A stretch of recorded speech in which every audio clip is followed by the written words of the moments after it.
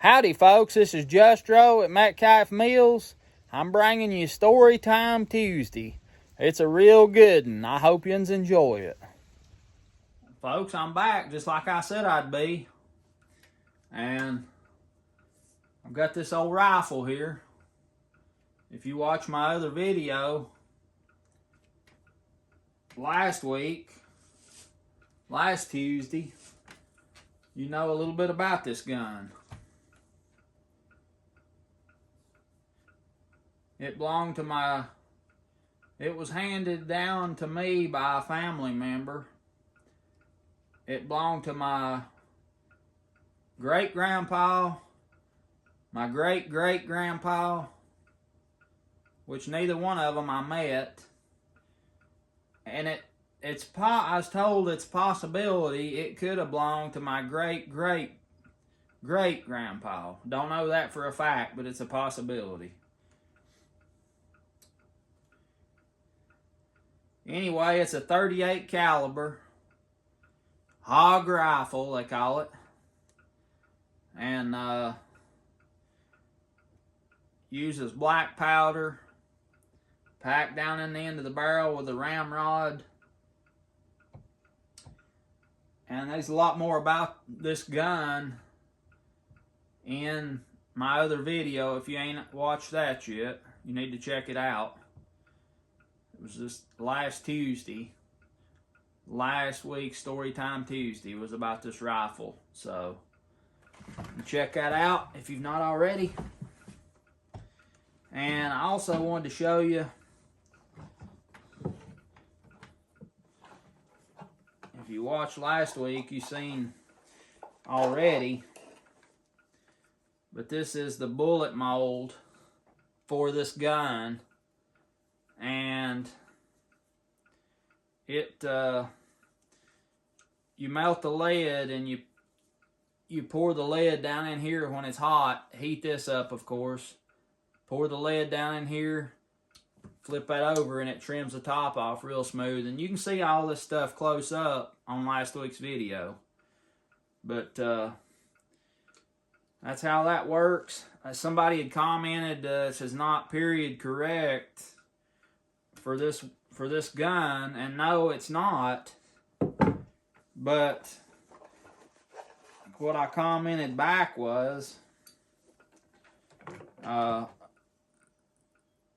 period correct would be this type of a bullet mold right here, which makes what we call a pumpkin ball. And it's just a round ball, and that's what everybody shot you know, in the first part before they got sabot type bullets like that mold down there makes. And this pumpkin ball mold I got with this rifle. So I don't think that it is the right caliber. This looks like a bigger caliber pumpkin ball, so I'm not sure why I got it with this gun, but I did. And it looks to me like it's blacksmith made. Looks to me like it's been hammered out on an anvil. So that's a very old tool. I did find the powder horn that I got with this rifle. If it's the original or not, I don't know. But this is the powder horn that I got with the rifle. So put your powder in there and you do your best to measure out the powder as you pour it down in the end of the barrel. Powder horn. And that's made out of a horn. That's like a steer horn or a bull horn right there.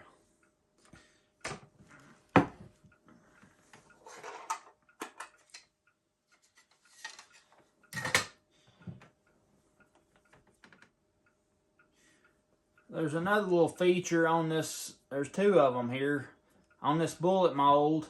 What it looks to me like is if you take a bullet and you put it down in there, it looks like that you could take a little drill bit and drill down in the end of that hole and make a hollow point bullet. Now, I don't know if that's what it's for or not, but that's what it looks like. And then that one on the other side, I think if you put the bullet down through it, it presses it through. If there's any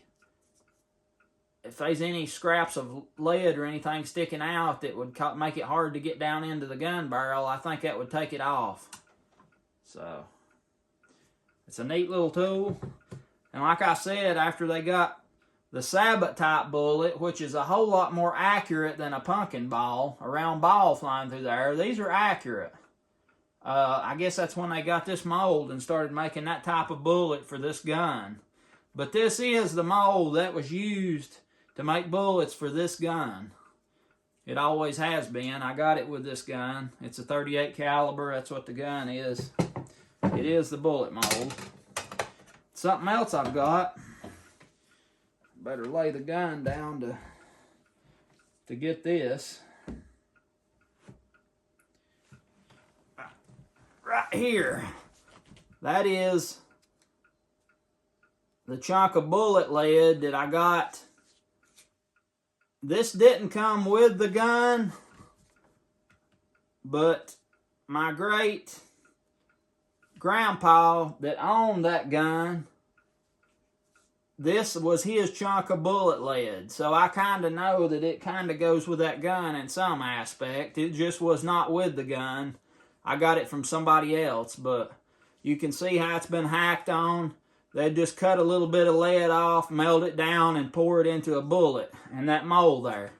But that's a heavy lead. That's heavy. I guess it weighs probably, I'd say 30 pounds. Gravity's got a good hold of it. Got a good hold on it. Now to tell you some stories about this gun.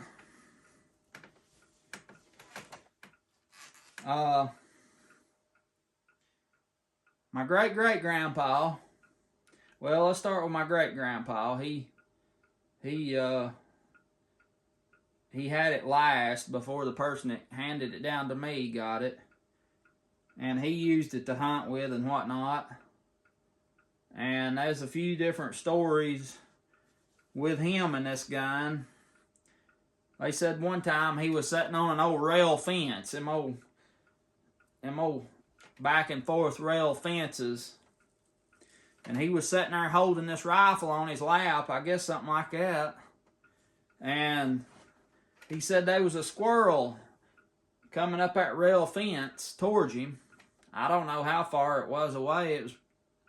I don't guess a squirrel would get too close to you, so it had to have been a little bit ways away. And he waited and waited, and that squirrel got fairly close. I don't know how close, but they said it come up on him, and they said he just held the rifle down his lap, and he had it loaded, of course, ready to shoot.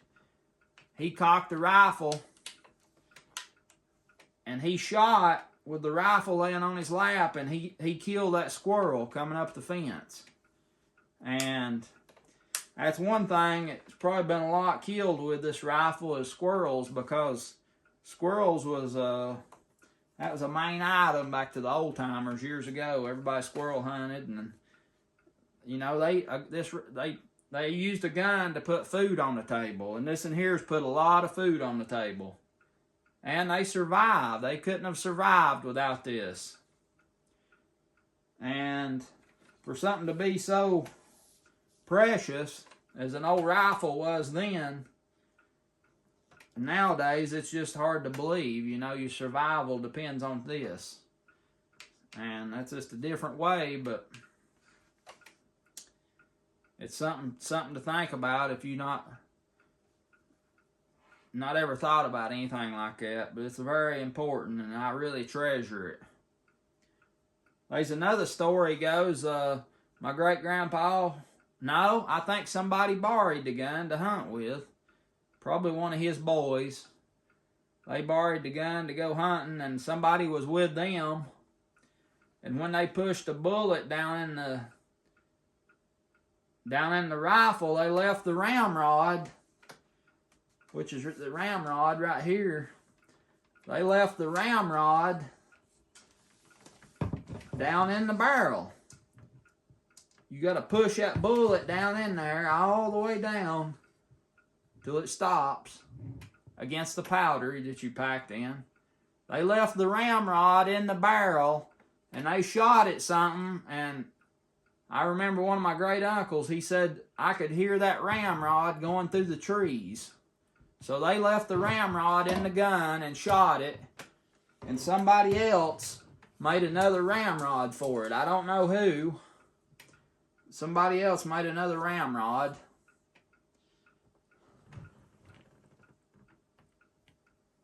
For this rifle, so that ain't original. I wish it was, but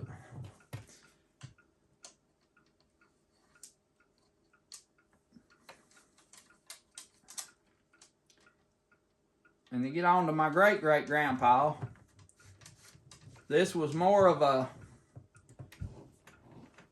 lot more of a survival tool for him than it was my great-grandpa. Because my great-great-grandpa, he was a settler. He 1873, close to when he got married and stuff, he built a log cabin, hewed out log cabin, and back in them days, it was survival. I mean, you had to survive. That was your main goal. And they said he'd go off and hunt for a week at a time and come back in, you know, carrying whatever he had been able to go out and kill to eat. And Aunt Ruby, which was his daughter, the one that saved Daddy when he was a baby, born dead. If you ain't seen that video, go back and check it out. It's one of the ones with my dad in it. And anyway, Aunt Ruby, his daughter, said that they eat a lot of wild game, all kinds of stuff, possums, coons, squirrels, a lot of stuff like that. And she told me a story. Now this is his daughter. He told her, this is straight from her, which was straight from him. He went hunting one time, and she said he was back in the black. And I reckon that's, if you get up on the high mountains around here, you can look around you. There's some spots and you can see, back over to the right, you can see the Smoky Mountains. And they're kind of smoky looking. And then you look over to the left and you can see the Blue Ridge. You can see the Blue Ridge Mountains going on around. Well, when you get to the end of the Blue Ridge, you can see the Black Mountains. And I reckon that's what I figured. He was in the Black Mountains, and when she said he was back in the black. And that's big mountains back in there. Big mountains for western North Carolina. And he was back in the black hunting, and he had hunted all night. And he come up on a little spot there. She said there's maybe leaves had piled up, drifted in there, and he says, I'm going to lay down here in these leaves and sleep a little while before it gets too daylight and rest a little bit. And he set this rifle, this very rifle, he set it up against a tree or up against something right there close to where he was going to lay down and rest. He set this rifle up against a tree, laid down in them leaves, and she said he hadn't been laying there but just a few minutes, and he heard something coming along. She described it as like a little, just something, barely heard a walking a little bit. And she said he didn't move. He didn't have a light or nothing, and it was dark. Too dark to see much at all, from what she said. And he heard something come along, walking real slow, and she said he just laid there and didn't move a muscle. And it kept getting closer and closer and closer to him. And he just kept laying there, and he said in a few minutes it got right up on him. I mean, he could feel something was right there beside of him, right there over him. And he said he could feel it, you know, and at one time she said he could feel it right there in his face, you know, just maybe smelling of him or looking him over. And she said he said in just a minute or two, it started raking leaves. And it raked leaves and covered him up. It just kept raking leaves, covering him up. And she said he said while this was going on that he was so scared he couldn't even breathe. He was too scared to breathe. And he was a mountain man. I mean, I wouldn't guess there's nothing he's afraid of, but I mean that scared him. He didn't know what was there. He couldn't see. And this thing's just raking leaves and covered him up. Now, what do you guess usually rakes and covers something like that up? It's food or something like that. What would do that? Okay. He kept laying there, and he listened for this thing, and he finally heard it. He could tell it went off in some direction. I mean, he could hear it taking off, and he waited till he was sure that it was away from him good. And he got up. And she said he got a chunk. I don't know if it was a chunk of wood or something laying there, an old piece of a log or something. He got that and put it in them leaves and covered it up. And he got this rifle where he had it sitting there. He picked this rifle up and he took off the other direction. She said he got way on around the mountains and all of a sudden he heard what he said was a panther screaming. And they used to be panthers in these mountains. A lot of people don't believe it, but they was. They've been seen. And in my lifetime, I've heard some things squall. And I'll tell you some more about that here in a minute. But he heard that panther scream is what he said. And what he figured happened was that animal had went back to get it, maybe it had some young, and it went to get its young to come back to eat him. And he said he really got on out of there. But when she told me that, it made the hair on the back of my neck stand up. Just a story, you know, and there's been a lot of big tales told and stuff, but you know, I believe that happened because I know she was telling me exactly how she heard it from him. And there's another time when he was coming across back then everybody traveled the gaps. If you wanted to go somewhere, you know which gap to go to across the mountain. And a gap is a low spot, the sag or the crossing place in a mountain ridge line. And up at the head of this creek is the Oldfield Gap. And every gap had a name. They had every gap named. And it was the Oldfield Gap up at the head of the creek here. And he was walking back across. I think this was real early, probably not long after he built his log house and stuff, because they wouldn't hardly know houses back up in there at that time. There's never really been many, but there's one old house on above his up towards the head of the holler. They call it the Uncle Lee old house, because Uncle Lee built it and lived there until he moved on down the holler. But he was coming across, and he had some squirrels he had killed, and it had got late up in the day on him, and he was trying to get home before dark. He didn't have a light. And he said there was a big cat started tracking him, following him. He could see it. And he said he would, I don't know how many squirrels he had, but he said he'd throw one of them squirrels down when it got close to him.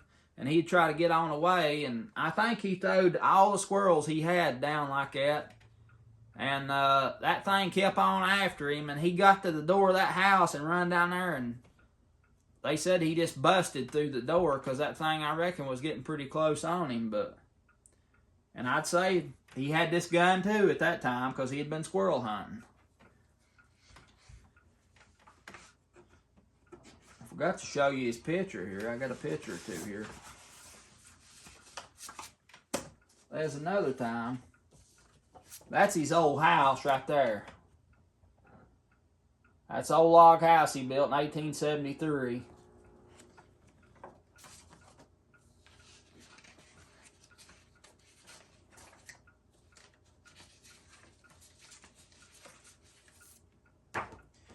Right there's a good picture of him when he was older.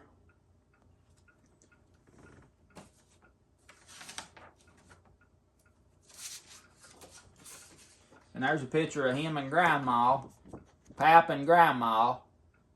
And Aunt Ruby told me this picture here is made with about a week before he died, so wasn't long after that he died. But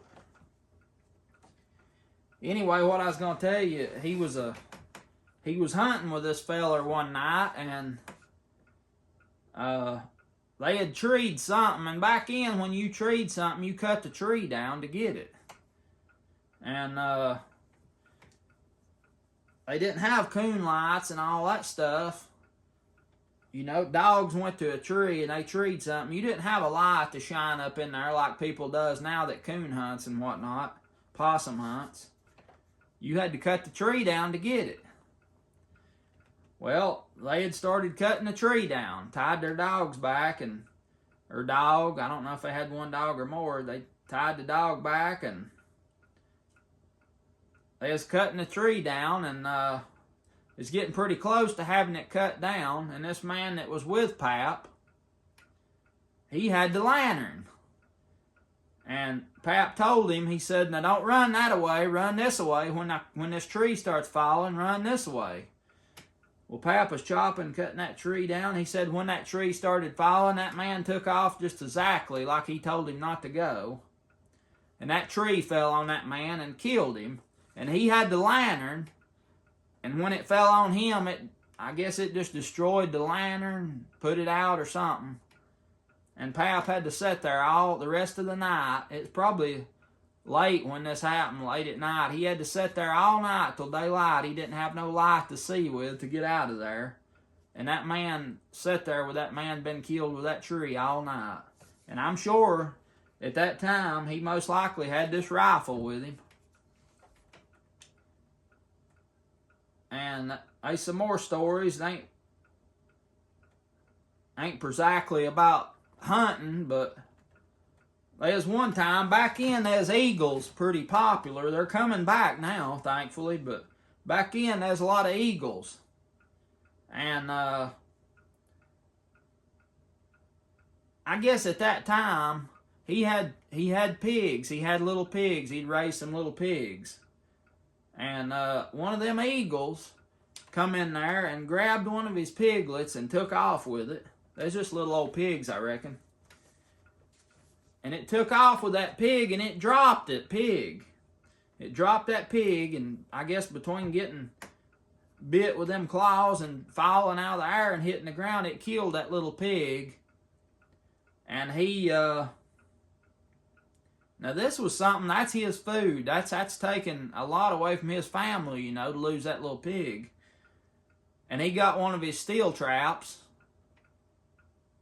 Might have been the same trap that he put in that corn crib when he caught that man by the hand stealing his corn. Go back and watch that video. It's about Pap's log house. It's got a picture of that old log house there on the thumbnail for my video. Check it out if you ain't already.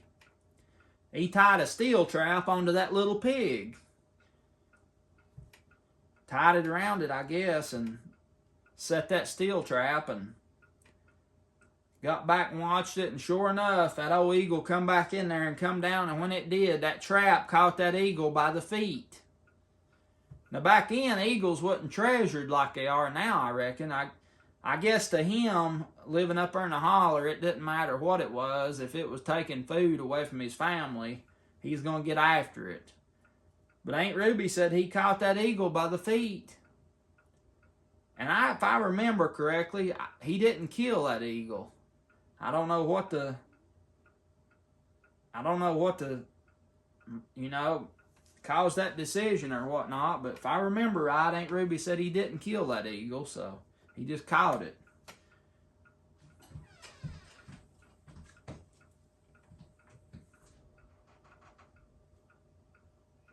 What do yins need? What? What do yins need? It's raining. Oh, it is? Yeah. How hard? Just starting to sprinkle now. Oh, okay. Hey, Char. Yeah. Hey, girl.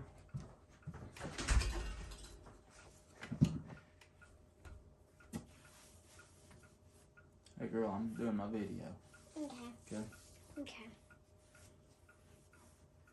I've thought a lot about, you hear stories about your family and whatnot down through the years, and to get to know them stories and hold this gun, I just can't tell you how thankful I am to know everything that's went on and that I know and things that have happened, and be able to hold this gun and have possession of it for a little while. It just means the world to me. And there's a lot closer view of this gun in that other video. Check it out. I don't know how to do that thing where you point up in the corner and click on the link and go to that video. I'll learn though. I'll make it easier for you all the time. I'm trying to learn, so I guess that's about all on this rifle that I know of. Maybe one of these days we can get it cleaned up and fire it up and powder it up and fire it off sometime. We'll try to do that in a video one of these days. I hope yous have enjoyed hearing these old stories about my great-great-grandpa and my great-grandpa. I'm glad I could share them with yous and let you see this piece of history, my family history here. If you like this, like it. Click on that like button if you will.